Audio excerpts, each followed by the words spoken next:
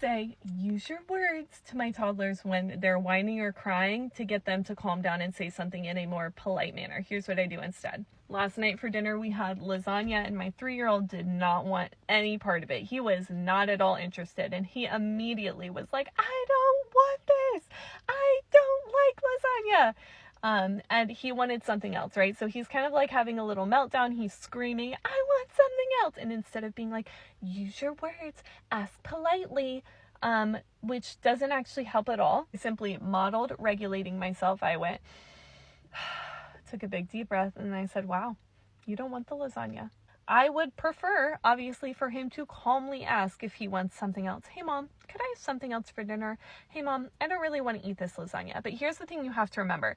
When your toddler's in the midst of like a meltdown or a tantrum, they're whining, they're crying, they want something different, they're frustrated, they're upset, saying use your words isn't actually going to work because they're not active in the part of their brain that actually accesses logic, reason, and language skills. They have moved into the emotional part of their brain. He wouldn't be in the part of his brain that would give him the ability to like say, Mom, can I have something else? Because he's in his emotions. So your first job, just like any other sort of tantrum meltdown situation, is to help your child regulate. That's the skill they actually need, because when they're regulated, then you could say, hey, try again. Or you could model, hey, if you want something different, you can say, Mom, could I have something different, please? Or Mom, I don't want to eat this. You can model those language skills because now they're in the part of their brain where they can start to learn that lesson. I say this about tantrums all the time. You don't need to ignore them. You don't need to make your kid feel bad. You don't need to shame them or yell at them for whatever behavior is going on.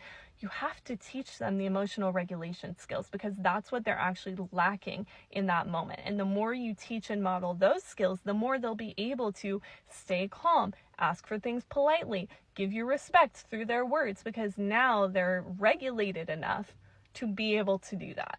If you want to know more, I teach all of that in my Toddler Tantrums Guide, or you can scroll through all of my videos and I share tons of examples.